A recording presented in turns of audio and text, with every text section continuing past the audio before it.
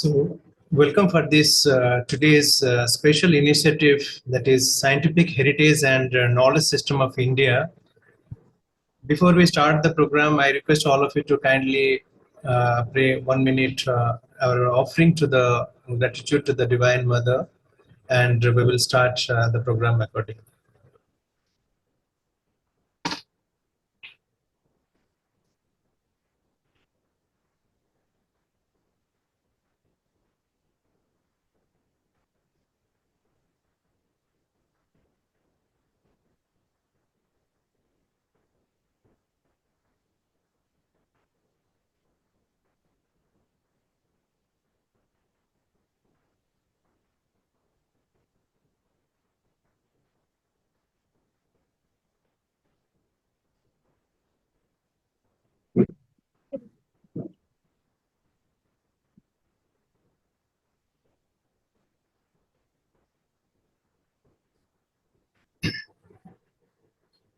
So it is really a matter of great pleasure for us to formulate new programs and new ideas, especially in the light of Sri Aurobindo and the Mother. And the main objective is to reinterpret the Indian ethos, the Indian cultural heritage, how we can create a sustainable society. And our main priority and main focused areas is basically by using the knowledge systems and particularly a reinterpretation of the things, because I hope that a society which is strong enough, especially in the knowledge systems, that has its uniqueness. And when we talk about Sri Aurobindo Society, as all of you know, that it is basically Mother is the president of this prestigious institution, and the society has more than 300 branches all over India and few branches in different countries. And the society strives to materialize the spirituality into different dimensions, particularly spirituality in the practical spirit, how it can be utilized. So when we talk about the culture things, like as all of you are aware, since the last 2 to 3 years, we are focusing on many of the projects in terms of culture, and this is a unique initiative, that is the Scientific Heritage and Knowledge Systems of India.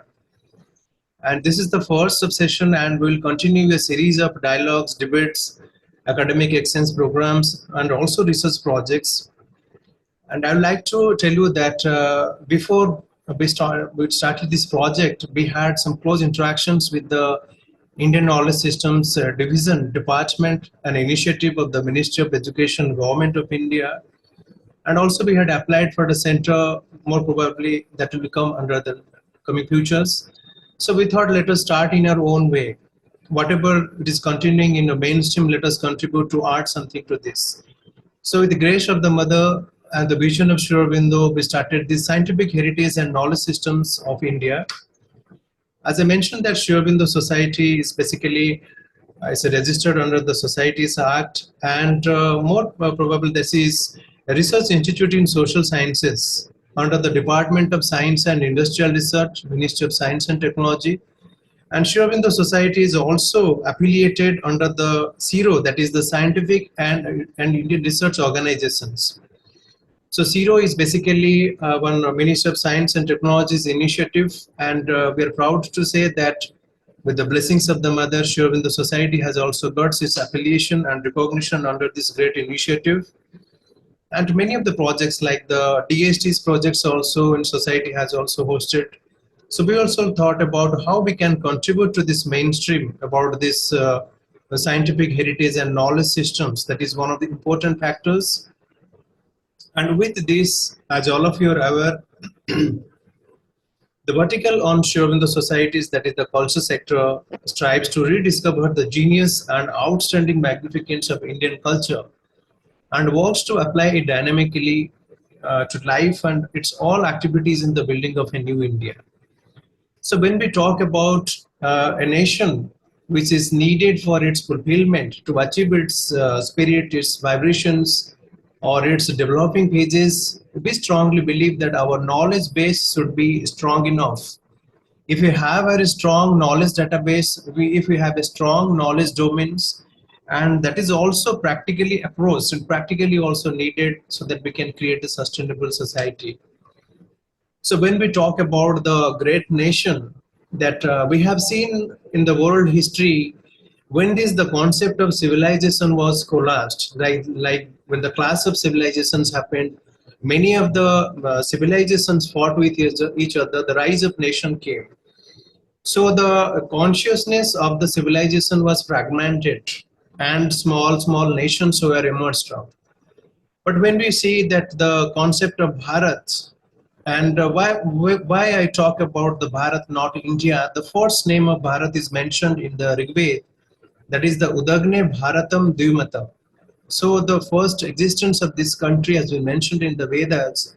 And before I start to this today's discussion, I would like to quote one of the unique ideas of our guru, of our master, eternal master, Sri Aurobindo. Sri Aurobindo has written about, mentioning about the great mission of Bharat, that is a widest and highest spiritualizing of life on earth is the last vision of all, that vast and unexampled seeking and experiment in a thousand ways of the soul's outermost and innermost experiences, which is the unique characters of India's past. This in the end is the mission for which he was born and the meaning of our existence. I unquote. Sri Aurobindo has emphasized, because he was considering the Bharat as her mother, and what she has emphasized, the mission of India and for which she was born and the meaning of her existence, particularly a widest and highest spiritualizing life on earth. This is one of the fundamental and core principles of human life and its existence. And as for the Indic perspectives, it has its uniqueness to say.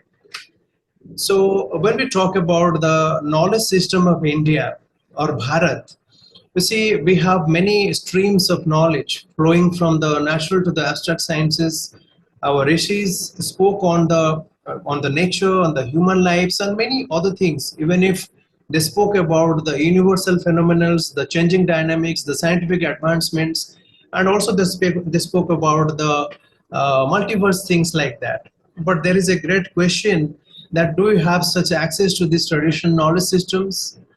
Are the modern generation of the students or the scholars or the contemporary people, they were aware of all these initiatives?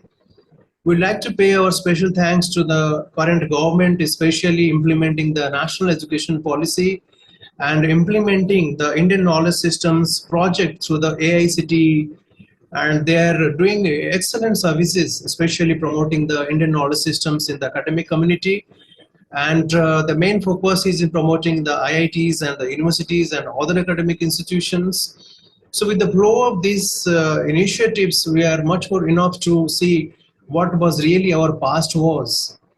So when we talk about the scientific heritage, I would like to also once again quote Sri Aurobindo, because we are talking about the knowledge system of Bharat.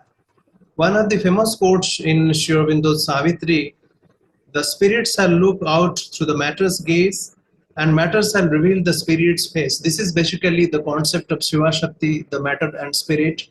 We find a strong phenomenal connection between these two forces, which the ancient sages and the seers they discovered. And we found the entire spirit of the Indian nation, the Bharatvarsha, it was based on the holistic and integral knowledge systems. And that was our own identity. And when we talk about science, we can see that there is no national science or international science, but only one individual's contribution or a nation's contribution to explore a particular branch of knowledge which can be benefited for the human civilization. But we can see, due to the rapid growth of the science and technology, what the disaster situations has been emerged in all over the world, because somewhere we feel the concept of spirituality is missing in that. So when we talk about the knowledge system of Bharat or the knowledge system of India, what exactly it is? Again, before I enter to the what are the streams of scientific knowledge and all the systems, I would also like to quote one more quotation of Sri Aurobindo. This is very much important actually. I quote, "She has been creating abundantly and incessantly.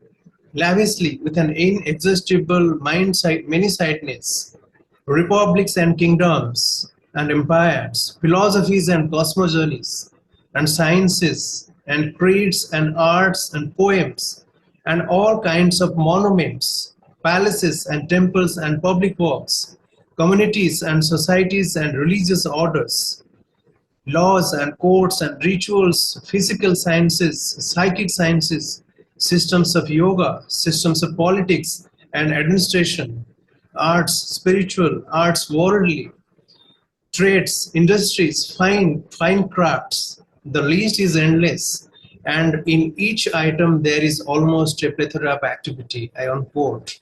I would like to more specific on this line. The list is endless. We'll find if we refer to the ancient scriptures, we'll find there are thousand streams of knowledge which are flowing through the beginning or the origin of the universe, or the we can say for the starting of the beginning of the universal phenomena of the creation and its sustenance. So when we see that Bharat as one of the lands, we can say it's a nation because due to its human settlements, because the civilizations were fragmented, it was dissolved, and the rise of nation concept came. We have seen if you deeply study the theoretical aspects or the practical knowledge systems of India, we find there is a strong base to understand the real spirit of nature based on the integral knowledge which we call the Jnanam. But if you add, as per the Indic perspective, the preposition be, it comes Vijnanam. Jnanam is knowledge and Vijnanam is wisdom.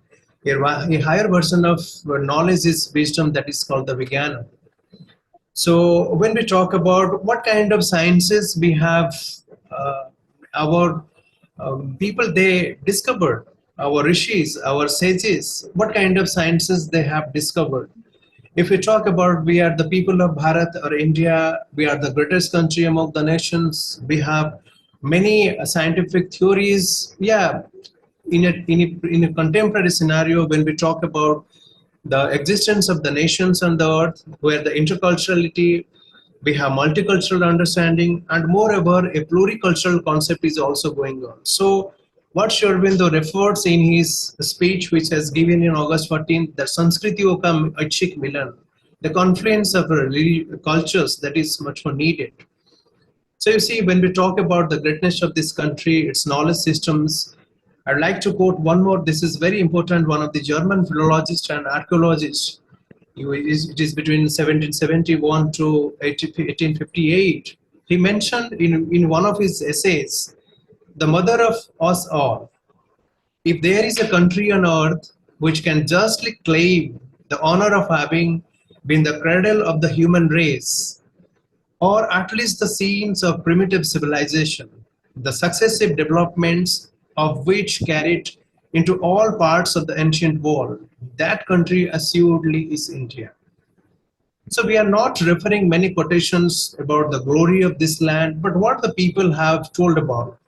What I presented two of the views. One is the Eastern perspectives, what Sri Aurobindo has mentioned, and one other is the Western perspective, what the German philologist has mentioned. So it is basically, we can see the confluence of science, because knowledge in its existence is integral. There is no, so we can see since the beginning of the time, because the Indian perspectives also, many of the, due to the trades and exchange of ideas, many things were exchanged, even if the ideas. Even if the great scholar like Professor Friedrich Max Muller, the German philologist, he has also mentioned when the people of Europe were traveling in the jungles to find the real spirit of knowledge, there was a place on earth. They were talking about the soul, the Paramatman, and that country I will point to India, because Friedrich Max Muller never came to India, although he wrote the sacred books of the East in 50 volumes. He tried to interpret the Indic perspectives, Indic knowledge systems in a different way. So this is basically the existence of Bharat. This is our identity, our knowledge base. Sometimes I have read some of the writings, like a few Western scholars, they have written, India is a rich country but inhabited by the poor. This concept is not a clear statement about our identity, and our master, our guru Sri Aurobindo has clearly mentioned about the defense of Indian culture. The Indian culture, the cultural tradition of Bharat, do not represent one of the most uncivilized nations or uncivilized barbarians. It is not songs of the barbarians. It was the songs of the mystic hearts, what the reports in the Savitri. It is basically there is a text and glossary of the Vedic truths are there. The secret codes of the history of the world and the nature's correspondence with the soul are written in the mystic heart of life. When we read Sri Aurobindo Savitri, particularly, very beautifully he defines about how this process was about, particularly the phenomenal combinations of the man, nature, and the universe. So when we talk about the scientific things, particularly when we talk about the Indic perspective, that is the Vijnanam, and in the modern perspectives, we talk about science. If we refer many of the techniques or what is the terminologies, like the Oxford Dictionary defines the systematic study of the structure and behavior of the physical and natural world through observations, experimentations, and the testing of theories against the evidence obtained in the world of science and technology. So, what exactly we think about? Like something science, the scientists, they just put one question, that is the why. If the fire is, if the water is coming down, why it is coming? If the fruit is falling down, why it is coming down? So it is basically a practical kind of experimentation. So we can say that science is basically a system of knowledge and the method used to find that knowledge actually. And it begins with the curiosity and often aids in discovery, because the curiosity ends in the part of discovery, and observations and measuring provides also ways to find the answers into it. So the observations may be quantitative or qualitative. It may be a numerical or a descriptive method. So this is basically the concept of science which our greater scientists or the philologists they have defined. So there are different streams of science, because we have seen, because I'll tell you, once I was traveling in one of the trains when I was doing my masters. I met one of the students. He was studying at the IIT Chennai. Then I asked a question to him. Don't you think that whatever discoveries we have done, that is the we don't require much more scientific advancements? And the answer was so beautiful. He mentioned it may be enough for you, but it is not enough for the society, because we have to experiment, we have to find new ideas and new realities that is much more needed. I was astonished to see. I also met one of my friends, younger brother. He was studying at the most prominent institution, that is the Indian Institute of Science. He mentioned that when they got enter into the institute, so they actually, the institute provides a question to them and provide a 6 months duration of time to solve that issue. If they prove that question, the institute provides them to as the grade of the scientist, like that. So it is basically observations and to prove its practicality in a different manner. So science basically starts from a curiosity, why and how, and it often ends with the discovery, that is the ultimate reality which we talk about. So when we talk about this evidence of the origin of science in Indic perspectives, we find there are sacred landscapes with different symbols, the cyclic changes, even if the reincarnations, the cyclic times, and the language and the philological structures. It is basically the combination of the man, nature, and the universe, and particularly the convergence of the individual consciousness with the supreme consciousness to find the ultimate truth and the reality, which is already in that. So we can refer to, when we see all these ancient techniques or the systems or the knowledge heritage things, we find how these people have integrated you by use the sacred landscapes or the symbols or the cyclic changes. So there is a question comes, Aurobindo very typically defines that whether this science itself has arrived at any ultimate truth, or the contrary ultimate truth even on the physical plane seems to be redeemed by science and advancements. So when we refer to these ancient techniques, particularly, we find there are numerous examples, especially when we talk about the sacred landscapes, the phenomena of the nature, the symbols, and all these scientific and the language developments. It has its uniqueness to provide a world, particularly through the study of the symbols, what is exactly we see in the world, and particularly the contribution to the ancient Indian sciences. So there is nothing something on ancient, because one of the greatest scientists, Dr. APJ Abdul Kalam, once mentioned that past meet with the present and it creates the future. So when we talk about the ancient, nothing is ancient actually, because it is an evolving process. Day by day, by time point, it is changing, evolving process. If we do not preserve the past in a perfect manner, our future, our present will not be saved, our future will not be sustained in a proper manner. So particularly when we start this study of the natural phenomena, the study of the natures, and how these sacred landscapes and other cyclic changes created, because when we talk about the universal phenomena of the sciences, particularly it is basically the nature's correspondence with the soul, what should the rights, particularly it is the man, nature, and the universe, particularly what they observed to the natures and the phenomenal they mentioned about this. So particularly when the curiosity and the observations of the discoveries, I'll tell you, I have also read in my school that there is a law of gravitation. We have read that law of gravitation was invented by Sir Isaac Newton.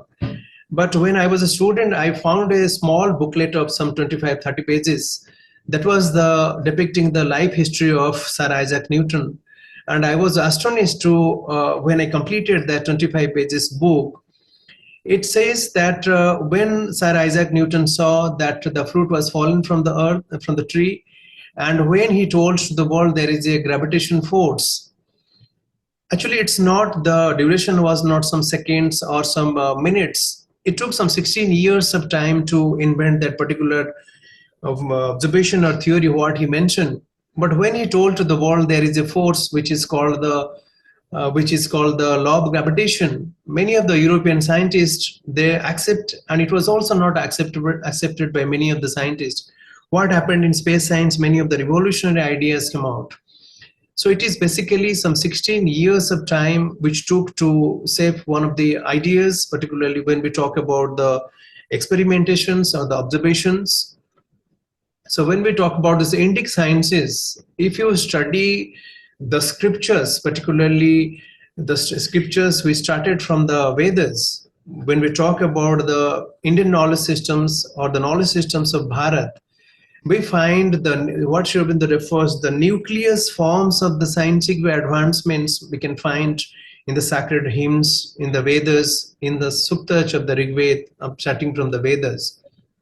If we will meticulously and thoroughly describe, analyze those resources, we find there was a ocean of knowledge streams were flowing through the scriptures, like there are the Brahmanas, the Aranyakas, the Upanishads. There are Sulla Sutras, which talks about the mathematical sciences.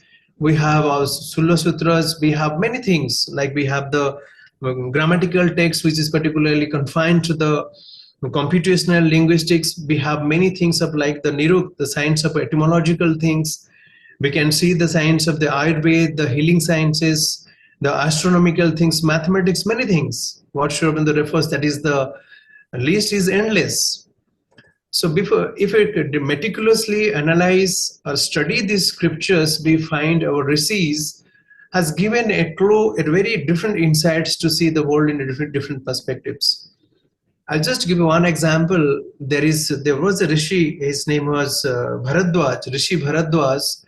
He had written one text, name is Bimana Shastram, that is basically deal with the aeronautical sciences.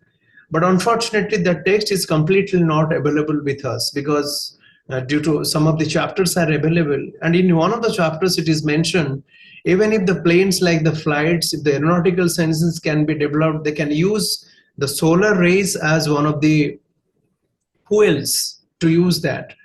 So such kind of advancement where also our ancient people had given. I will give some examples, some 6, 7 areas we will focus on. When we talk about science, ultimately we talk about the law of gravitation or the hydrogen, that is the H2O, the formation of the water, or many things. But if we'll analyze, the Indian scripture speaks about the spirituality, that is the science of sciences, Adhyatma Vidya. So in the spiritual sciences, the greater discovery what the sages has created, that is the inner world, and they spoke about the soul, that is the true reality of the existence of not only the human being, because Sri Aurobindo refers man is only a thinking animal. Man is, I again repeat, man is only a thinking animal. We can only think, but whatever shapes or surroundings the Almighty has given to us, that is basically our soul's journey to find a specific perfection and to fulfill, to realize the ultimate aim of our life. So particularly, just one second. Even if the greatest scientist Albert Einstein has also mentioned that science without religion is lame and religion without science is blind. There is a book published by Bhakti Vedanta Institute, and the title is 7 Speeches by the Nobel Laureates. When I was a student, I was fortunate enough to read that book, and I was astonished how these Nobel laureates, particularly getting the highest awards of the world, they have specially emphasized, spoken about the soul, and they have given the credits, particularly the thanks to the Vedic seers and sages, those who invented this individual soul and which is connected with the supreme soul. Like there are many references starting from the Vedas, and the ultimate aim was to create a path, create a scientific advancement or a scientific developments, particularly how this individual soul can be immersed with the universal soul. We can give one example, particularly from the Kathopanishad. It says that no ayam atma prabhachanena labhya, no medhaya, no bahudha shrutena, yamai vesha brunate tena labhya, tasesha atma vibrunate tana gumsham. This Atman cannot be attained by the study of the Vedas or by the intelligence or by the much hearing of sacred books. It is attained by him alone, whom it chooses. To such a one that is come and receives its own form. So when we talk about the forms or the symbols, that is basically the special idea of the ancient Indian Bharata rishis, and they discovered about the phenomena of the universe, and they spoke about particularly the universal soul. They also mentioned about the 4 levels of human consciousness, that is the Jagrat, Swapna, Shushupti and Turiya. It is particularly the consciousness, subconsciousness, unconsciousness and superconsciousness things. They also spoke about the phenomena of the universe, particularly speaking about 3 gunas and how this individual soul can be connected with the ultimate of the universal soul, that is the Paramatman. Then the second I just want to give, this is very important actually, what they have discovered about the sacred sounds, because like the greatest institutions like the NASA and other, they have mentioned about the peculiarity of the Sanskrit mantras, which was vibrating in the ether and also in the intermediate region. So particularly the sages, the ancient Indian rishis, they invented the science of language, because it is particularly unless until we have the language to express our thoughts, there is nothing we can explain, whether it is the H2O, whether it is the law of gravitation. We require a specific kind of language, specific kind of words to express. And even if the greatest philologist like Bhartruhari from the Indic perspective, he has mentioned about if we do not have the words, like the world has been darkened without the expression of the words. So particularly when we talk about the science of philology, that is also one of the greatest gifts of by the rishis or the sages of Bharat. You see, particularly in the world, there are more than 7,000 languages are being spoken. And like in the contemporary scenario, we see many of the languages are also dying because there is no users. Like you can see here, a language dies every 2 weeks. and 400 languages accounting for the 95% of the world's population. And there are totally 18 language families. This is very important actually when we talk about Indo-European family, American family, Chinese, Dravidian, Caucasian. There are totally the entire world languages were divided into 18 families. And out of that 18 families, there is a family called Indo-European family. So you will be astonished, there are more than 1,000 languages comes under this group, and many of the philologists or the scientists, they have mentioned that Sanskrit is the mother of that Indo-European family. And we can find the similarities between this, particularly this Baltic Slavic, or when we talk about this Indo-Iranian languages, and particularly some of the European languages like the Greek, Latin, and other things, there are similarities actually.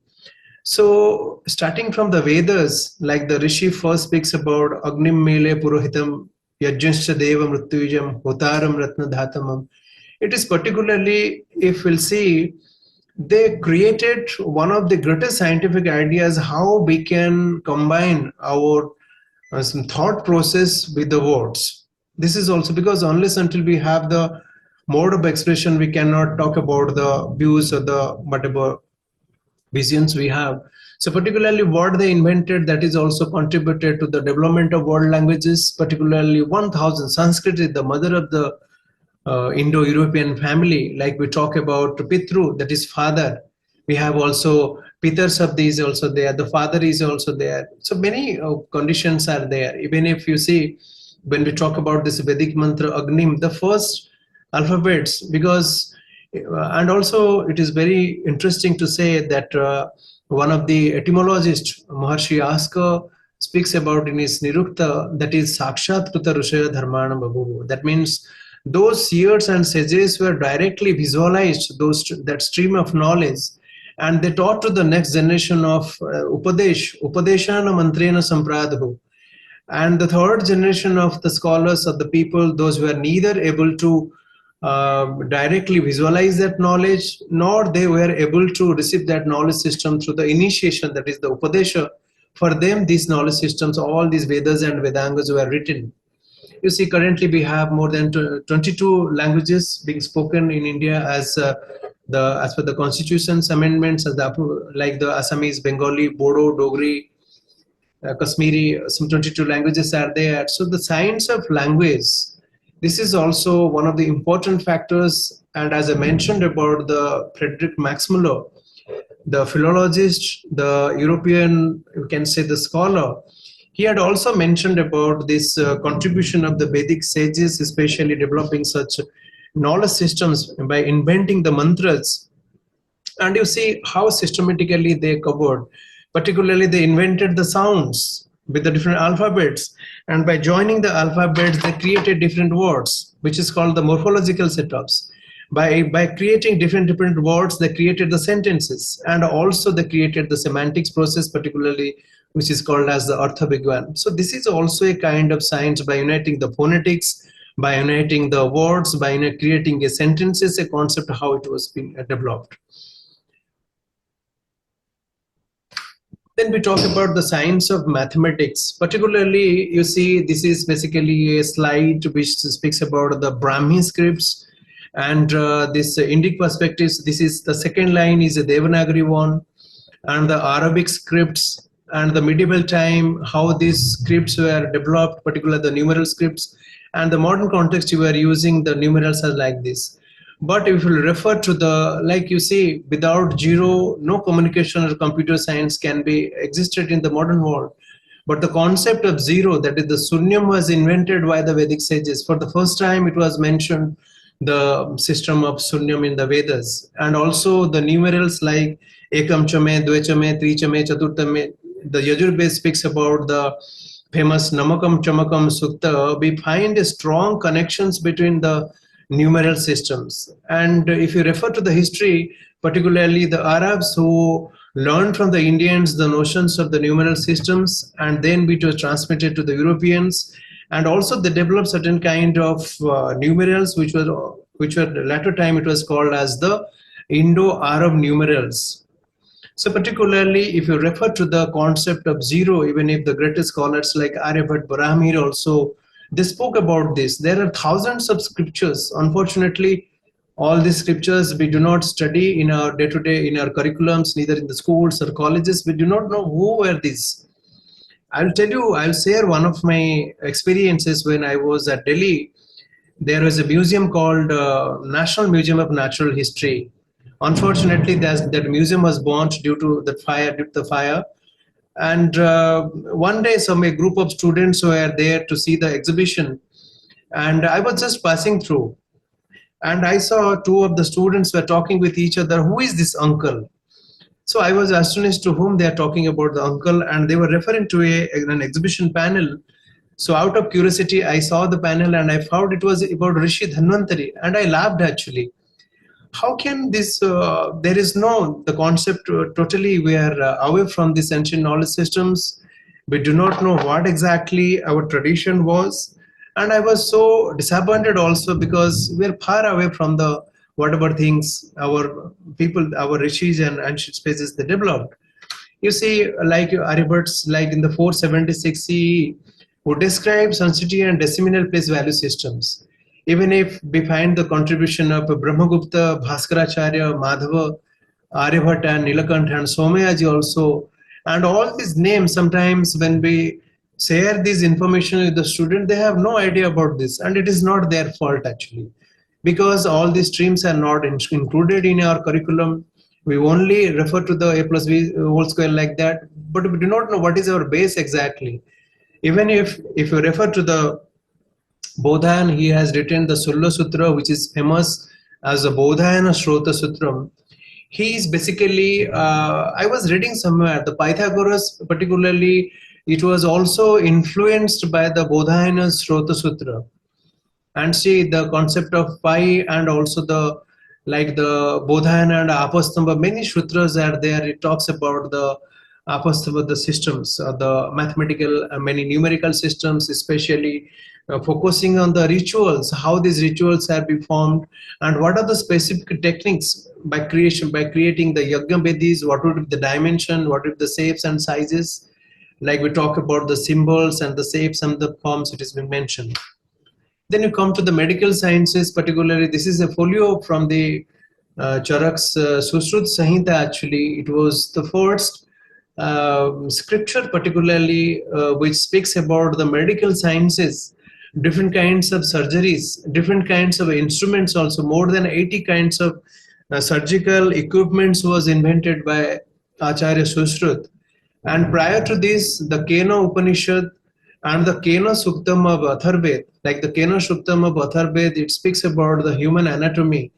The entire system of the human anatomy was mentioned, and we do not find a specific other scriptures prior to that, because Atharved is basically speaks about the scientific things and many streams of scientific advancements.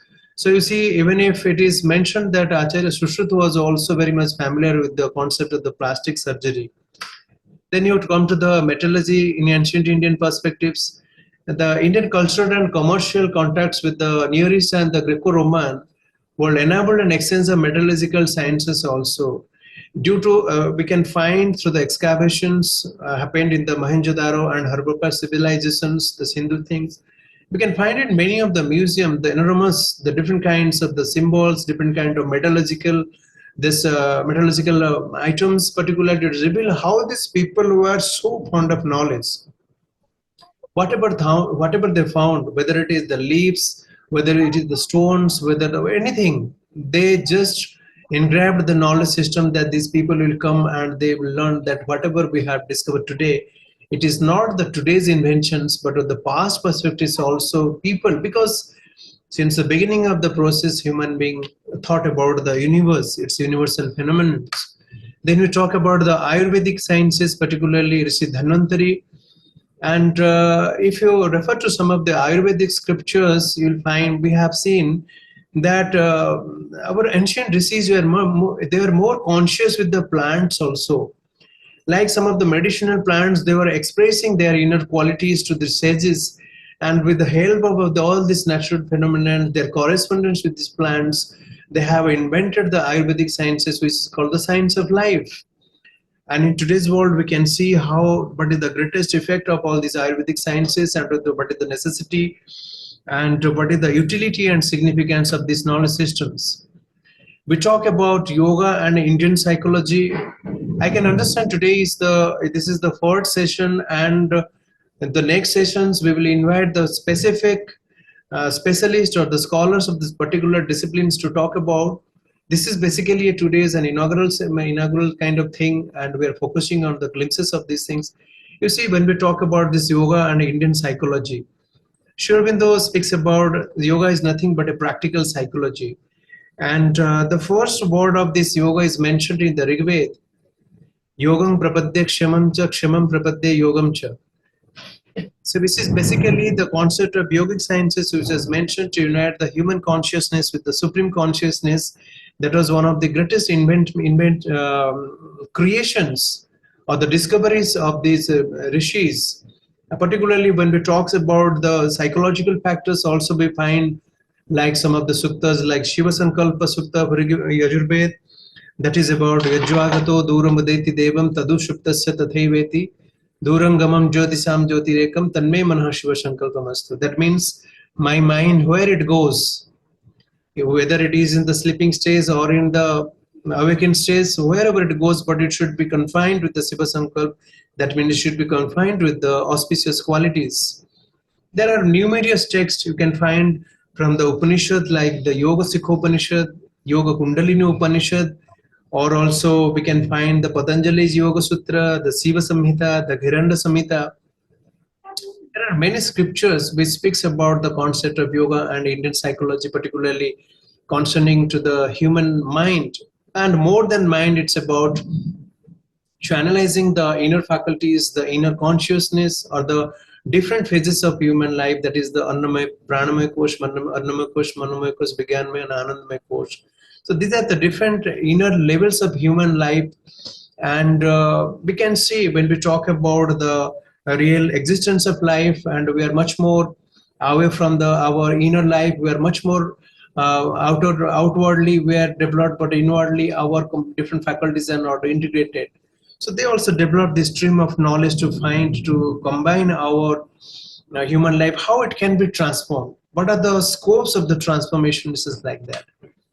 You see how this beautiful architecture, when we talk, whether we talk about the Kailash temple, the Ellora caves, or the Ajanta caves, or when we talk about the Samanal Mahal in 19th century, when we see the Konark Sun temple or the Jagannath Puri, and there are thousands and millions of temples around the world. Not only in Indian perspectives, but also it has also crossed the boundaries. We can see such kind of carving, the rock cut carvings, creating the best and finest architectural things, which was also flourished to the Southeast Asian countries and other parts of the Asia and other countries. How these techniques, they were created, particularly by the shapes, the sizes, the dimensions, and particularly find the language of the stones, and engraving the consciousness through the different gods, different animals, birds, the flora and faunas like this.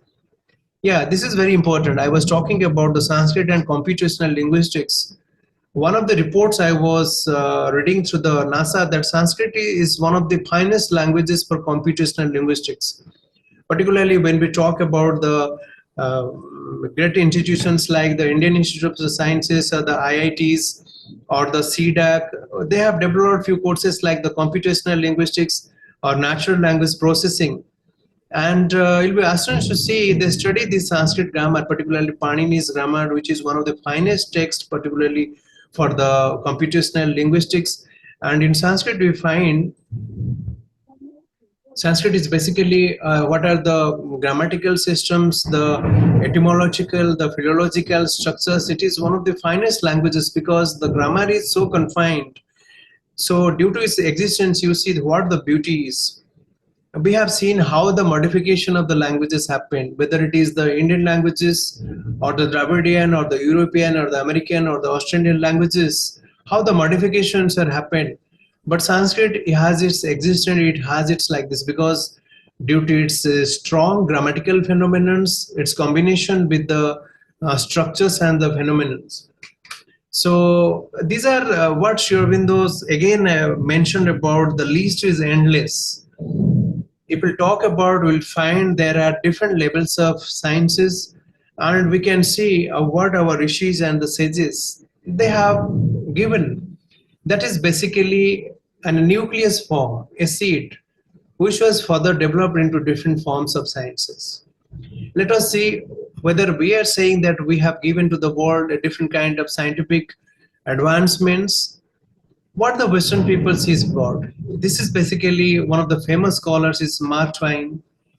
He mentioned in one of his speeches, this is India, the cradle of human race, the birthplace of human speech, the mother of history, grandmother of reason, great grandmother of traditions, whose yesterdays bear date with the smoldering antiquities of the rest of the nations. India had the start of the old world in the beginning of things. She had the first civilization. She had the first accumulation of material wealth. She has the populace with deep thinkers and the subtle intellects. She had mines and woods and fruitful soil. I unquote. This is basically the Western perspective to look after the Indian way of knowledge. Again, Sri Aurobindo what speaks about the list is endless, and each item there is almost a plethora of activity.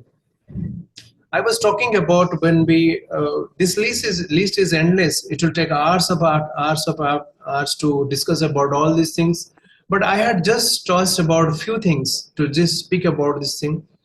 You see, due to the invent of this implementation of the National Education Policy and the Indian Knowledge System project of the Ministry of Education, Government of India, they have created an umbrella, particularly created an environment for such dialogues and debates, particularly the Bharatiya Gyana Parampara Indian Knowledge System Department of Ministry of Education.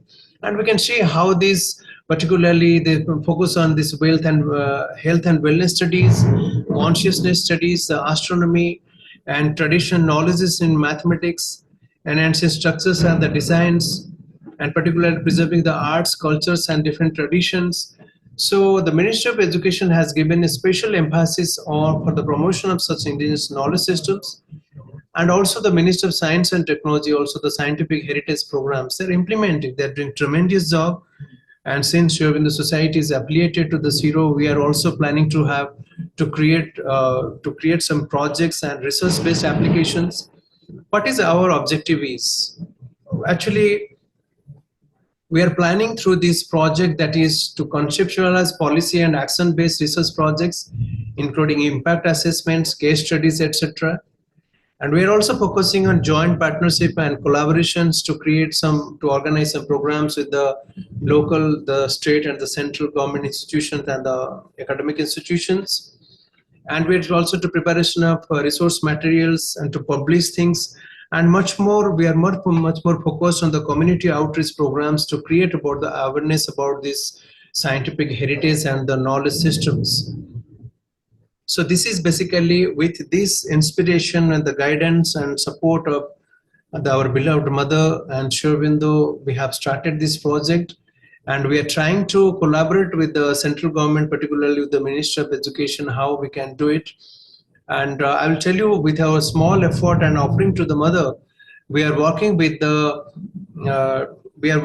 more than 500 schools and 100 colleges in Puducherry and some of the universities, and we're also creating the research-based modules and the programs for the creation of this knowledge database.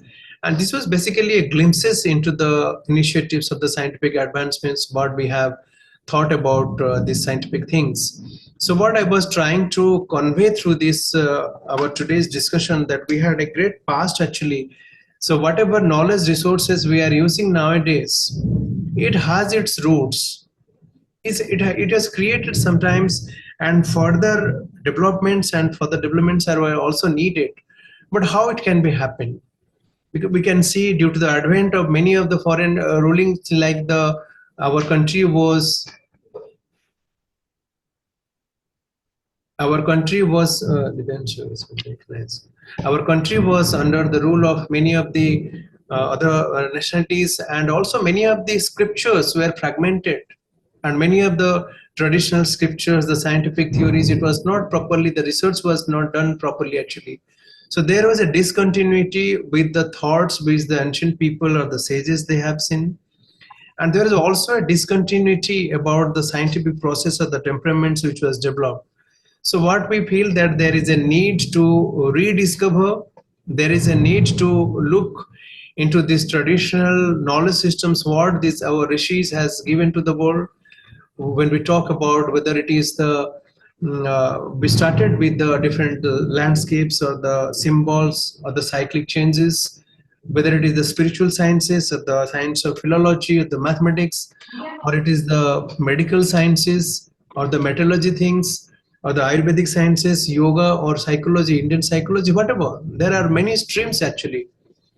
And refer to Sri Aurobindo, he has also meticulously has spoken about the scientific advancement, and more specifically, the first slide which I want to say just one second. Yeah, this is particularly the knowledge system of Bharat.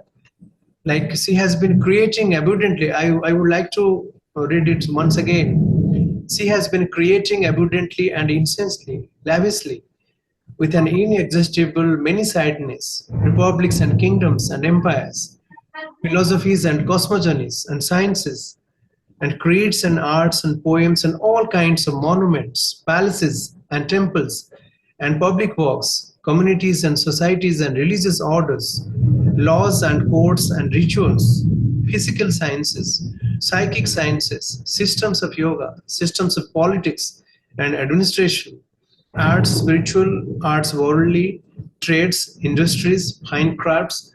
The list is endless, and in each item there is almost a plethora of activity. I unquote what Shrivindu has mentioned. So particularly when we talk about a country like Bharat, which has its existence from thousand years, and we can refer to the development of this great nation, which was built with a strong knowledge base. And the concept is the Sastram, which imparts the theoretical knowledge, and another is the Prayog, that is the practical applications. So science, what Sri Aurobindo sometimes refers science in its nature is universal. There is no national science or advanced science, only the individuals or the nation's contribution to explore a particular branch of knowledge for the benefit of human civilization. I will share one practical experience when I was here in Puducherry in 2008, and when I was doing my doctoral degree. I was studying Sir Isaac Newton's biography, and one day morning when I was nearby the ashram area, I saw that a mango was falling from the tree, and a lady, she was just clearing the road, and I was just observing that lady from a distance place. What is the difference between these two persons? Like Sir Isaac Newton thought about it, and he made some extensive research to speak about some 16 years to speak to the law of gravitation to the world. And what is the difference between this common lady? So I was astonished to see that lady having the mango on her hand. She was so happy. So I found the taste of the mango was so superior than the law of gravitation. I was just trying to ask to that lady, do you know what is law of gravitation is? But I thought it will not be useful to talk to her, because the taste of the mango is much more greater than the law of gravitation. So science for the common man. You see, when we talk about the scientific phenomena or the changes, everyone uses the science. You see, like you take the example of the mobile or computing things. Nowadays, everyone, whether it is a literated or illiterated person, everyone uses the science. So particularly a country like Bharat, where we have thousands and millions of scriptures.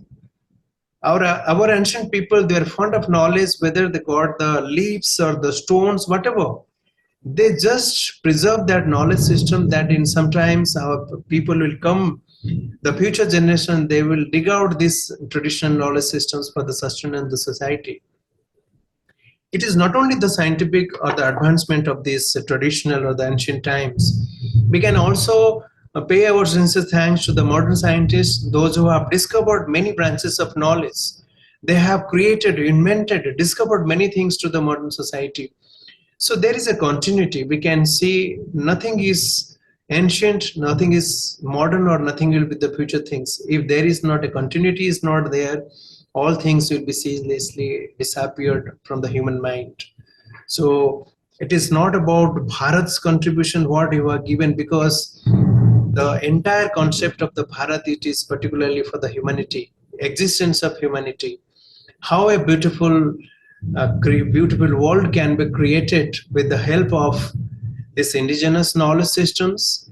And I hope with the support of the government systems and with the advent of these modern technologies, many of the systems has been invented, and in the curriculums also these things are being introduced. But I can say our role is just like a squirrel's role. When this Rama Setu was formed, like a little squirrel was doing the activities, we also thought to contribute to the mainstream. We're trying to get some affiliation from the IK's Minister of Education's department. Yes, Professor Dr. Ram, I'll just come back to it. I'll just finish it in 2 minutes. And we're trying to get some recognition through this Ministry of Science and Technology. Already we have some affiliations, and we will also try to create some community outreach programs and awareness programs, particularly to speak about this ancient Indian knowledge sciences. We also request the like-minded people, the institutions, and how we can build a knowledge-based society that is needed, and a true form, a true message of the Mother India, that the Bharat will be established. I am very much happy to see Dr. Professor Ram Sarmaji is the principal from one of the eminent colleges from Balia. Our elder brothers like Vinod Marudev Bhai is there, and Dr. Sadhan Kumar ji is there, Divyanshu Sinha ji, Vinay Kumar Sinha Bhaiya is also there, Manoj Panda ji. So I was just trying to convey this, and may we can open this floor. Any ideas, any suggestions are welcome. Yes, Dr. Ram Sarma Bhaiya, you want to say something? Yeah. Vande Mataram to all. Vande Mataram. Vande Mataram. You have discussed so many scriptures, technologies, science, medical science, spiritual science. If we look back towards our villages, every person has a role to play in village, and they have something creative. Just like women were weaving, they have so many ideas within themselves. A farmer has so many ideas how he can improve his crop. There are so many. They were the creators of their own world.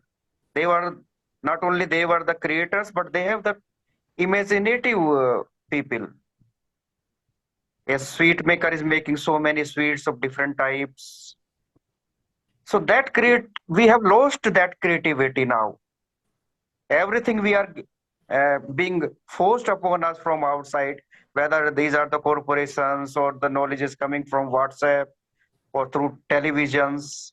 So we are losing our own visions that was very much survived in our villages through those citizens. They are very much alive with their creativity. Just like Aurobindo has said that consciousness he has mixed with the creativity.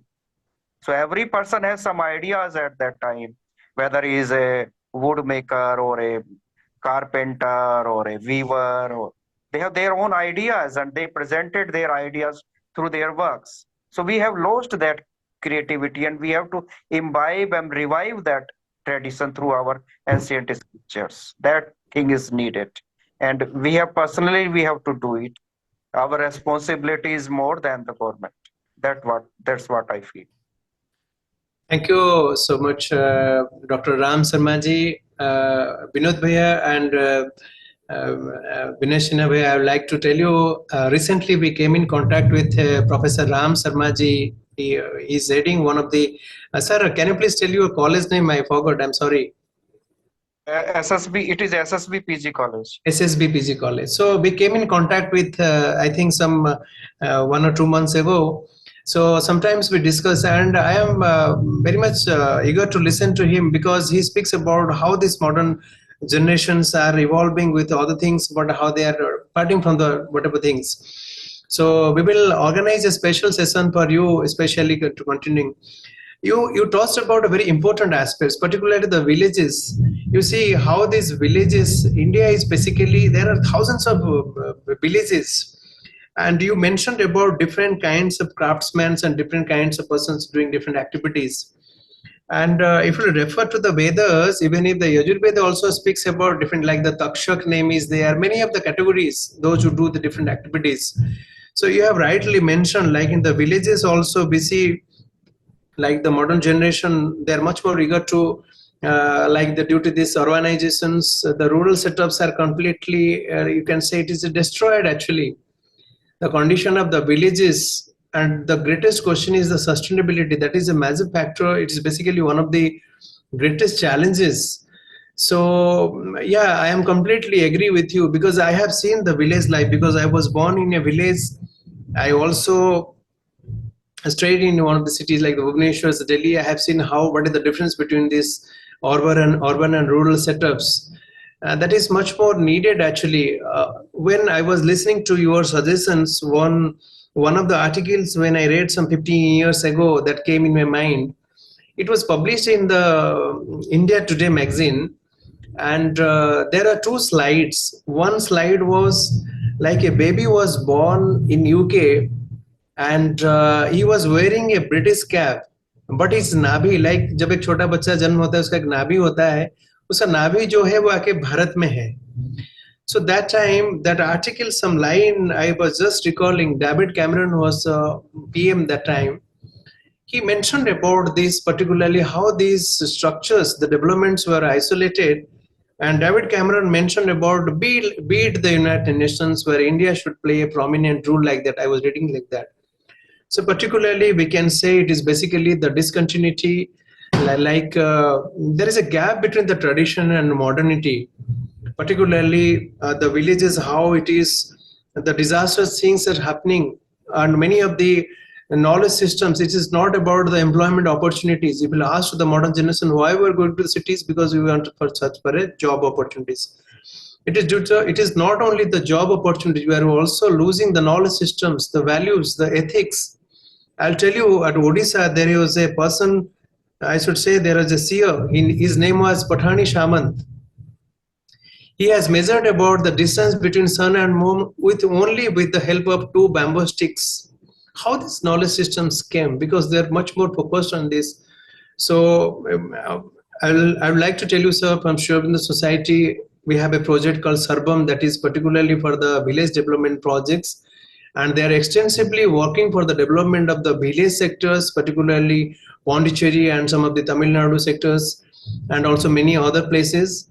So I can understand whatever you have suggested. That is but there is a necessity to look after such issues and to work it dynamically for the change of the village structures. That is much more, because the villages are the backbones of the nation like Bharat. This much I was trying to add, and we'll be open to do some activities if we can do, whether it is the smallest way. We do not require some millions of people, those who will be gathered and transformed. Even if one person can be transformed, that is also like what Swami Vivekananda says, one man's perfection can be beneficial for the society. We'll definitely work together for a great cause in whatever way. Yes, I think you want to say something. Your hand is. I would like to request Dr. Ram Sharma to start his video. Yeah, his video. Sir, if we would like to have a look of Dr. Sharma. Professor Sharma sir, our Binod Bhaiya, Binod Baladev Bhaiya, our elder brother, he is requesting if you are comfortable, you can on your video so that people can have a glance. We have also H. Pandey Bhaiya also from SS Society. This floor is open. Anyone, we can make a discussion or any debate or any criticism also, that is also welcome.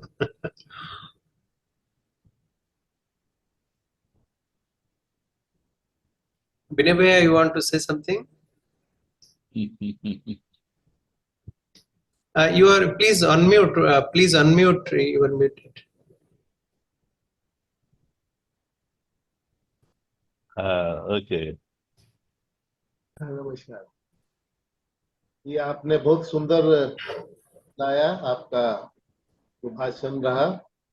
और गांव-गांव में जो छोटी-छोटी कहानियां होती हैं और जो उनके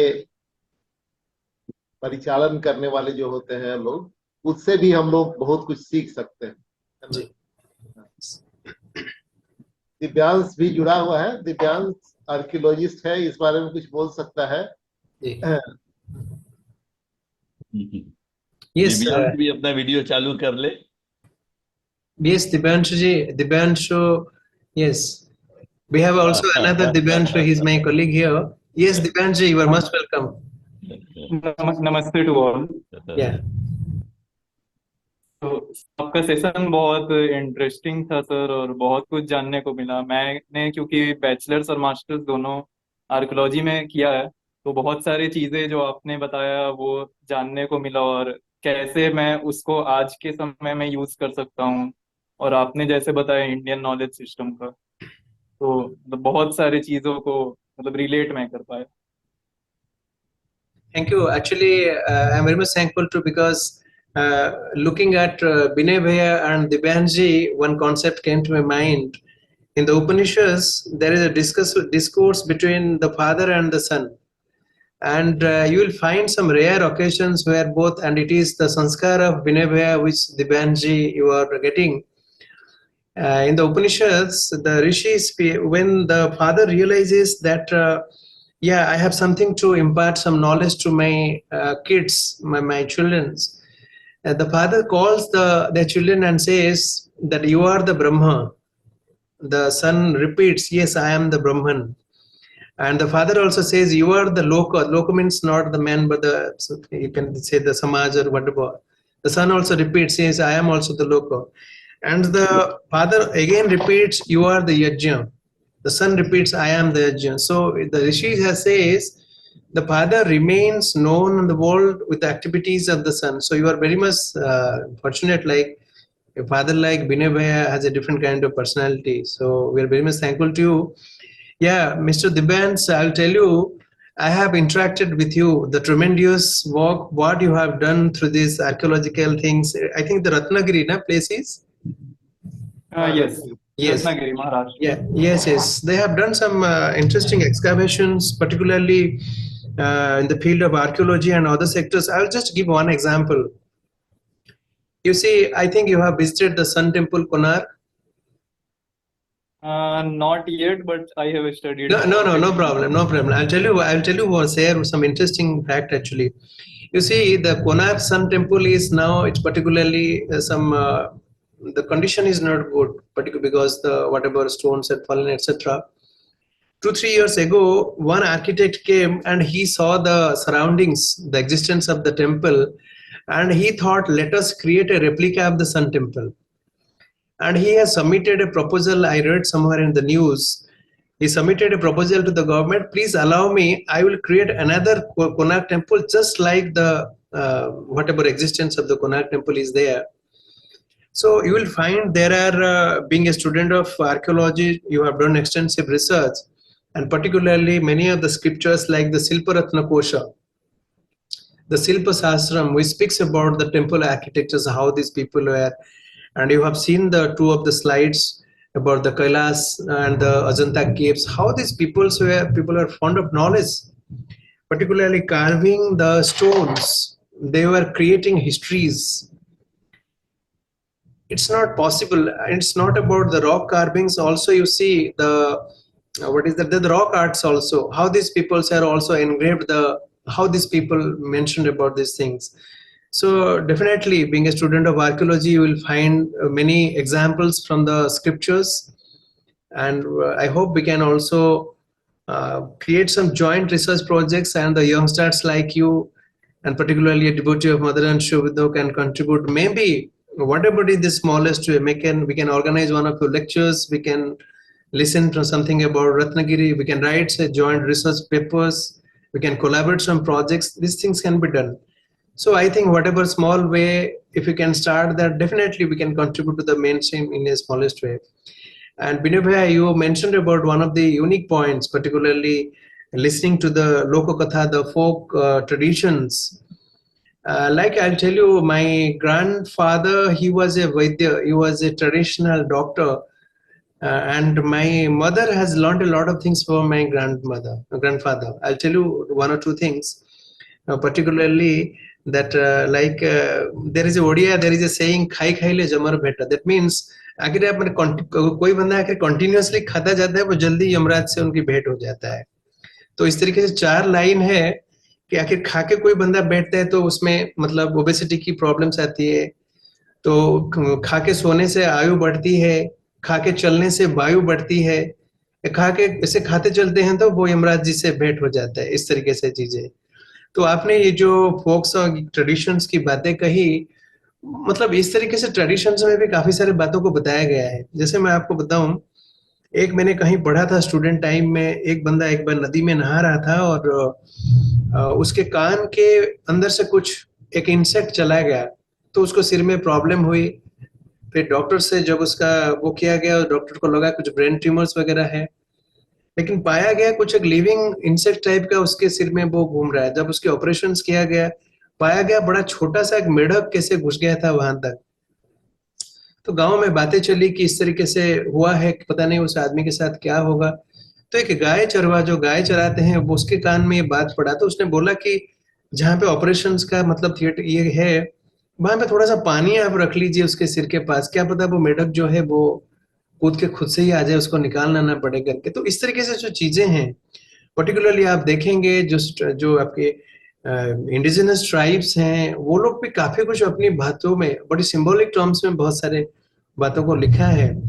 लेकिन जरूरी है कि ये सब जो विद्याएं हैं उसको कैसे, पर्टिकुलरली जो इंडियन नॉलेज सिस्टम्स है, आपकी जो साइंटिफिक एंड इंडस्ट्रियल रिसर्च है, traditional knowledge TKDL, one of the initiatives जो भारत सरकार का है, ट्रेडिशनल नॉलेज डॉक्यूमेंटेशन लाइब्रेरी, काफी सारे प्रोजेक्ट्स इसमें चल रहे हैं।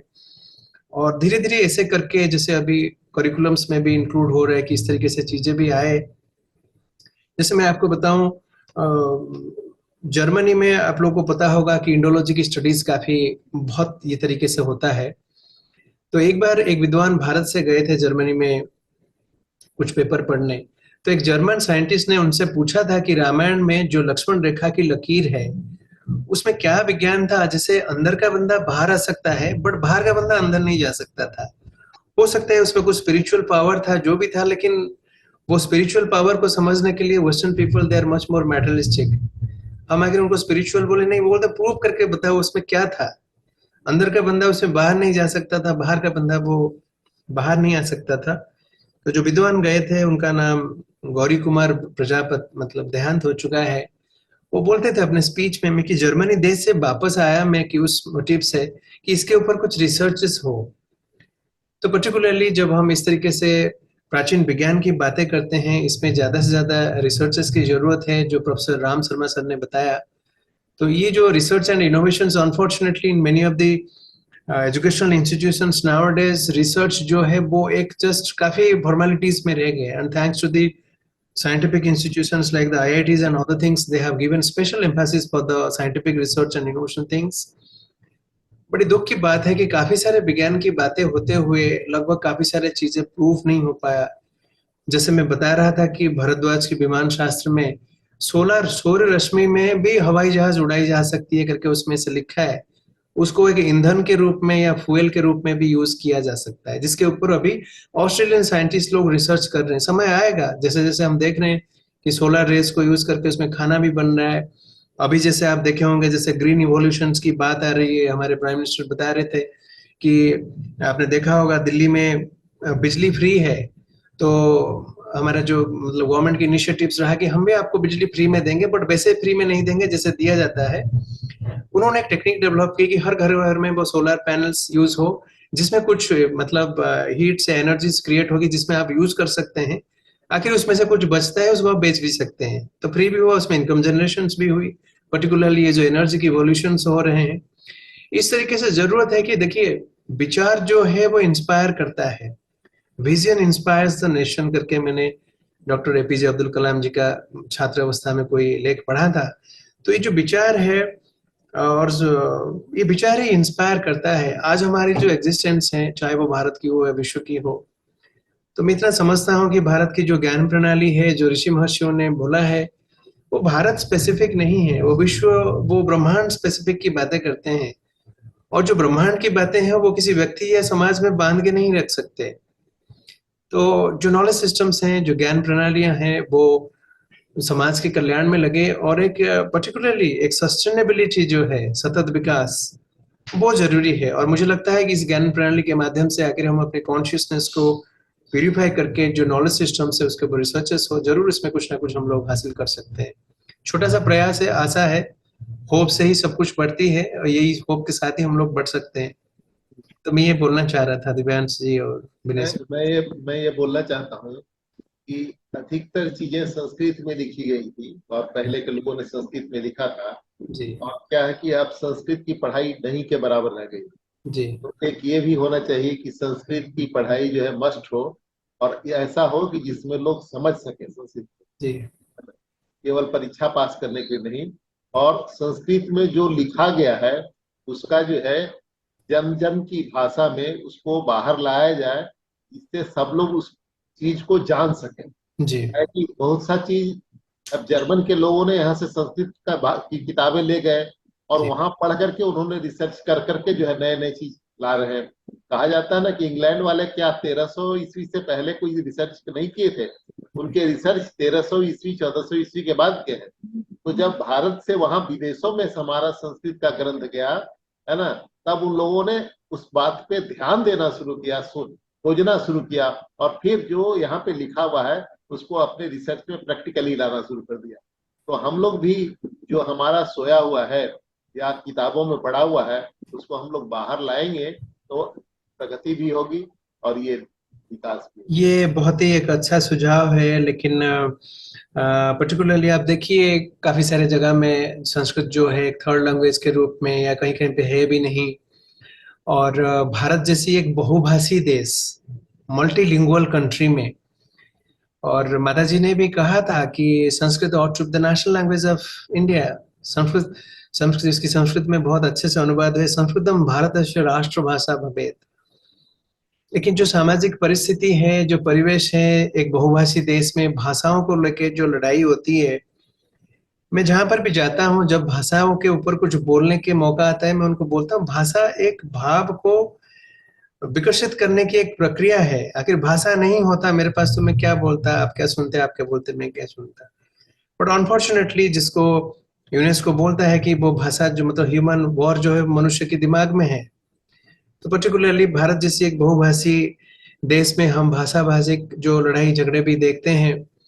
ये बहुत ही सुंदर मैसेज है कि बहुत सारे चीजें जो हैं वो संस्कृत भाषा में लिखा गया, वो समझ में नहीं आता आज के जनरेशन, बिकॉज संस्कृत जो है एक लोक भाषा रही नहीं।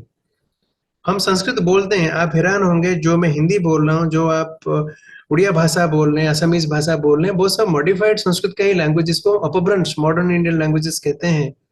लगभग 60 to 70% शब्द हम लोग जो हिंदी में बोलते हैं वो संस्कृत भाषा से लिया गया है।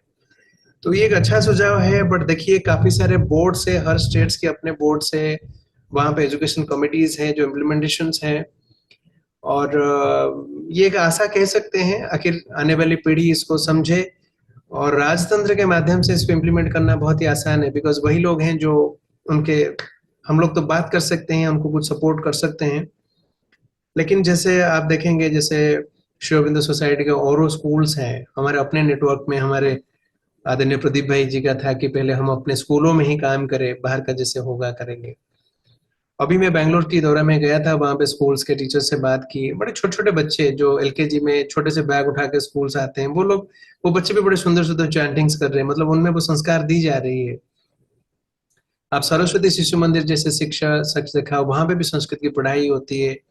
आप डीएवी नेटवर्क्स देखिए जहाँ पे वेदों की, वहां पे मैं अभी पानीपत गया था, लगभग 10,000 के करीब बच्चे वहां पे थे, उनका एक बहुत बड़ा सा प्रोग्राम था। उस प्रोग्राम से पहले एक हवन हुआ जिसमें मैं देख के हैरान हो गया। वहां पे बच्चे स्वस्वर वैदिक मंत्रों का उच्चारण कर रहे हैं, वो टीचर्स लोग उच्चारण कर रहे हैं, वो यज्ञ में आहुति दे रहे हैं। मैंने कहा ये कैसा सुंदर सा समाज बना रखा है इन लोगों ने।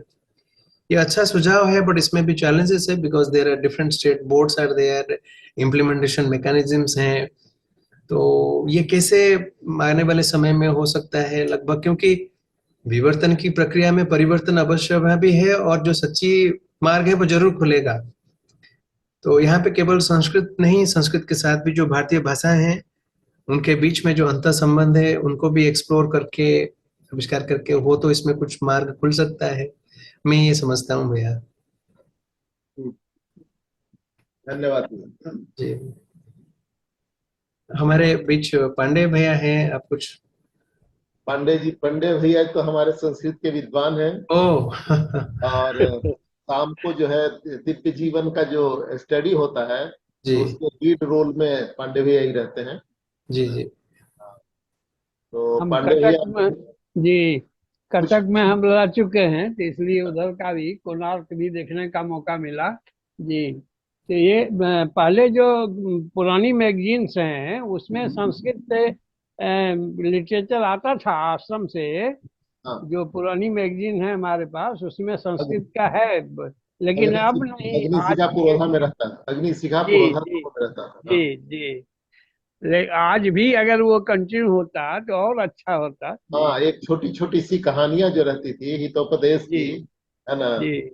मैं पैराबल उन टाइप का, जी वो जी, मैं उनसे प्रारंभ में बात करता हूँ उसमें, लेकिन वो तो पब्लिश शायद कर रहे हैं 2 to 3 months में नहीं नहीं, पब्लिश अब अभी बंद हो गई है, बंद अभी हो बंद गई अभी, है। हाँ, अभी हम तो नहीं मिल रहा है उसमें। व्याकरण के भी जैसे शब्द रूप वगैरह सब भी रहते थे, छोटे छोटे। बड़ा मैंने जिनको नए लर्नर के लिए वो था, बढ़िया था, अच्छा था वो। हाँ, तो आश्रम की तरफ से। जी। अच्छा था। तो आप त्रिपाठी साहब उड़ीसा में प्रॉपर कहाँ से हैं? मैं जगतसिंहपुर जिले से हूँ, उड़ीसा का। जगत, जी, जी जगत सिंह। हाँ, हमारी पोस्टिंग रही केंद्रापाड़ा ओ रोड में है, था सालेपुर। जी जी 3 महीना ये पीएनटी में काम किया, फिर पहले भी बैंक में था, फिर बैंक में चले आए तो इधर यूपी चले आए। जी जी जी जी। नहीं, आप सभी सुनेंगे, बड़ी खुशी की बात है, आपने डिफरेंट प्रांत में काम किया है। जी और आश्रम की तरफ से भी महर्षि अरविंद की जो काम रहे उसको आगे बढ़ाने के लिए जो संस्कृत कार्यालय, उन्होंने भी बहुत काम किया है। और अभी देखते हैं उनका क्या स्ट्रक्चर है, कौन है, उसको दोबारा आखिर वो लोग स्टार्ट कर पाए, जरूर बात करेंगे उनसे। पांडे जी को लेके हम लोग आ रहे हैं, नवंबर में आ रहे हैं आपसे जरूर मिलने। जरूर, आपका स्वागत है, आप हम लोग मिलेंगे आप सबसे। और ये एक्चुअली एक छोटा सा प्रयास था कि मैंने नहीं, कहा। बहुत अच्छा प्रयास है। और बहुत अच्छा। थोड़ा सा पहले आप बताते ना तो जी हम लोग को कांटेक्ट करते, जी जी, नहीं हम लोग कोई नहीं, 10 उसमें धीरे धीरे 12 आगे। जी, इसमें बेसिकली ये जो प्रोग्राम है इसको इनिशिएट हुआ है, अब धीरे धीरे इसको हम लोग बढ़ाएंगे स्कूल्स कॉलेजेस में, पर्टिकुलरली जो अवेयरनेस है। और दूसरी है, इसमें हम लोग एक प्लानिंग है कि जो सब्जेक्ट स्पेसिफिक है, सपोज हम लोग कभी मैथमेटिक्स के ऊपर बात करें, जो मैथमेटिक्स स्पेशलिस्ट है उनको बुलाएंगे। ये आज का तो एक ओपनिंग था, इसलिए जो भी बातें रही, बट इसमें थोड़ा सा रिसर्च प्रोजेक्ट्स के ऊपर हम लोग एम्फासिस देंगे। और ज्यादा से ज्यादा हमारा फोकस आउटरीच के ऊपर है, क्योंकि किताबें बहुत लिखी गई है और बहुत सारी बातें हुए हैं, बट उसको कार्य में कैसे लाया जाए। आप देखिए, जो भारत सरकार की एक रिपोर्ट कभी पढ़ा था मैं 4-5 साल पहले, लगभग 27 भाषा में 50,000 किताबें छपती है भारत में हर साल, आईएसबीएन नंबर की काउंटिंग से। और काफी सारी किताबें जो है वो दराजों में या कहीं पे होके वो सिमट जाता है, लेकिन वो सब विद्याएं बच्चों तक पहुंचे, इंस्टीट्यूशंस में उसकी ग्रोथ हो जिसकी जरूरत है। और माता जी की ब्लेसिंग्स में इस काम को हम लोग जरूर आप लोग के शायद से करेंगे। और डॉक्टर राम शर्मा सर से हमारा कहाँ जा रहे सेशन। हैं, कुछ बोलना चाह रहे हैं डॉक्टर शर्मा जी? जी सर, मैं कैन आई ऐड समथिंग? या प्लीज प्लीज, यस। जी सर जी। Actually, the real meaning of Bharat is means the people who are engaged in some creativity yes and they are working for all. Vasudhaiv Kutumbakam yes means that concept we have to take. We are exact. not the fight. We do not need any fight for languages like Sanskrit. अगर संस्कृत नहीं जानेंगे तो काम नहीं होगा, या पहले संस्कृत करिए तो कुछ लोग संस्कृत का विरोध करेंगे, कुछ हिंदी का करेंगे। उस चीज के अलावा we should in whatever way we can contribute the creativity। जो हमारी क्रिएटिविटी हमारी पहचान थी, जिसमें पूरा भारतवर्ष लगा रहता था, वो खो गया है, वो पहचान खो गई है। और अब हम अपने लिए काम करना चाहते हैं, अपनी टीआरपी के लिए। हमारी टीआरपी से हो, हमें ये अवार्ड मिल गया, हमें वो मिल गया। फेसबुक व्हाट्सएप पे आप देखिए, लोग अपना आप ही अवार्ड ले रहे हैं और अपना आप ही खबर छपवा रहे हैं और फिर अपना आप ही भेज रहे हैं लोगों को पढ़ने के लिए। तो उस चीज से छोड़ के हमें क्रिएटिविटी की तरफ जाना पड़ेगा सर। और एग्जैक्टली। इसी पे आपको एक चीज पे हंसी आएगी। इन 2016 I was at Stanford university, एक सेमिनार में मैं वहां गया हुआ था। तो मैंने वहाँ बोर्ड देखा लगा हुआ कि Stanford University is developing eco friendly villages. तो मेरी भी जिज्ञासा उत्पन्न हुई, eco friendly villages houses develop कर रहा है स्टैनफोर्ड यूनिवर्सिटी, तो चल के देखा जाए। और जब मैं जाके मैंने देखा तो आपको हंसी आएगी।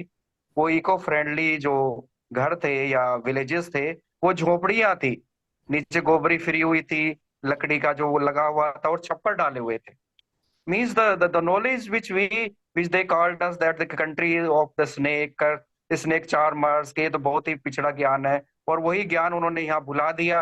अब वही ज्ञान वो हम भूल गए, तो अब वही वापस हमारे पे ऊपर थोपा जा रहा है।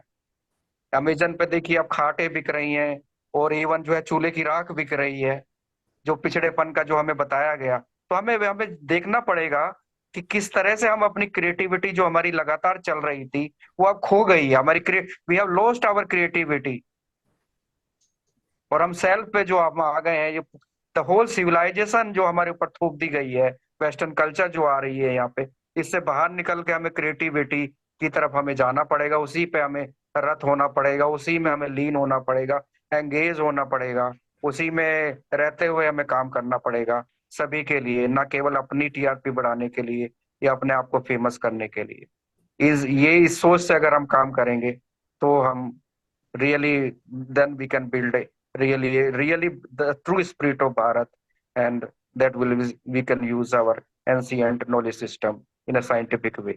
Thank you very much.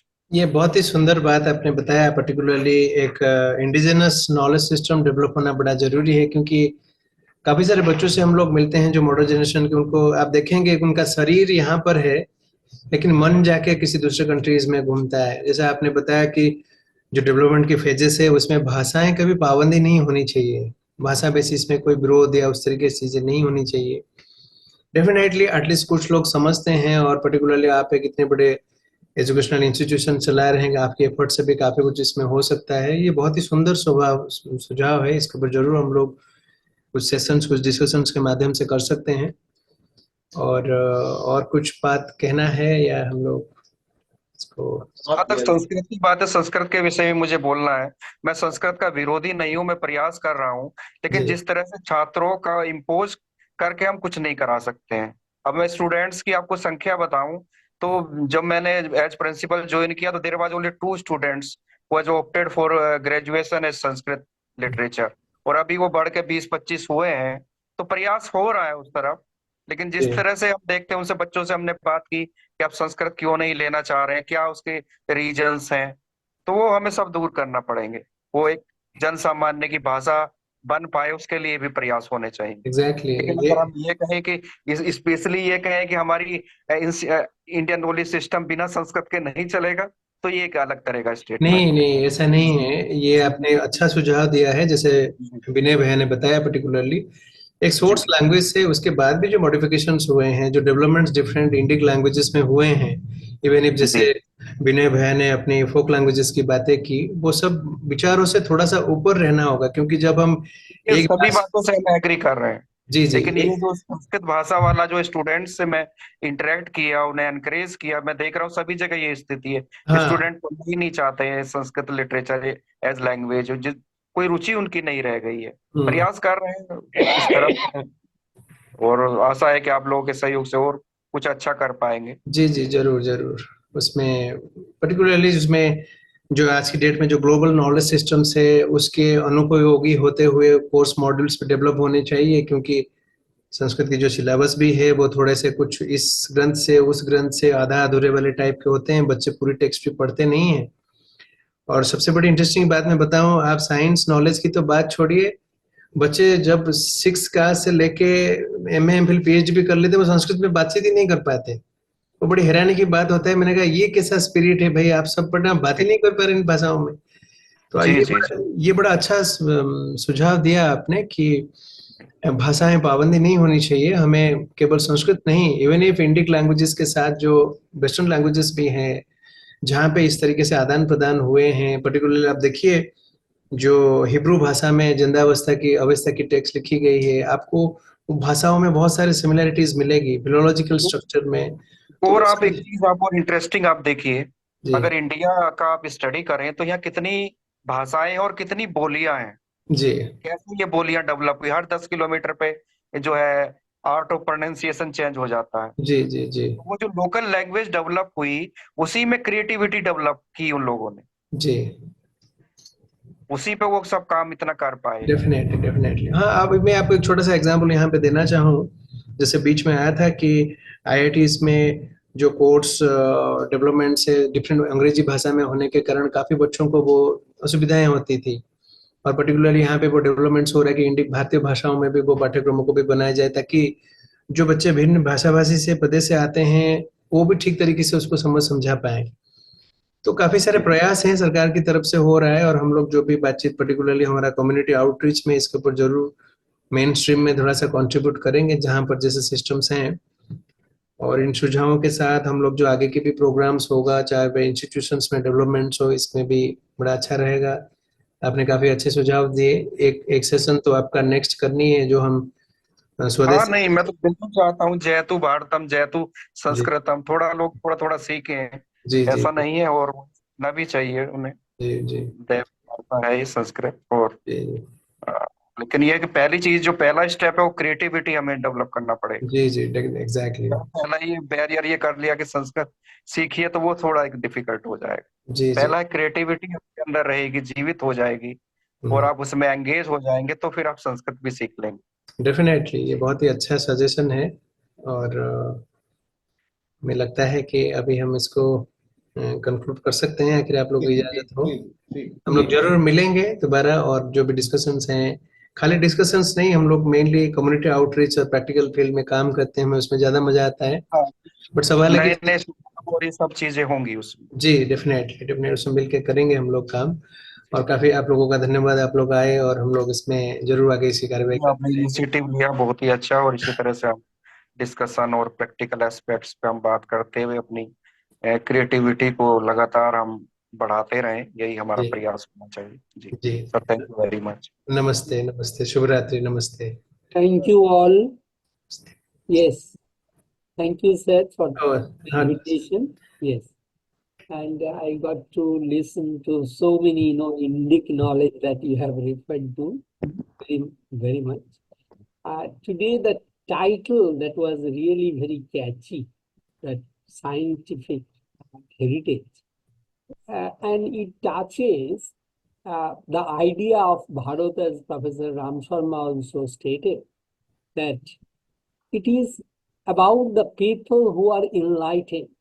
So naturally, it doesn't limit to India only. It is with reference to all the enlightened people of the world, which refers to Vasudhaiva Kutumbakam.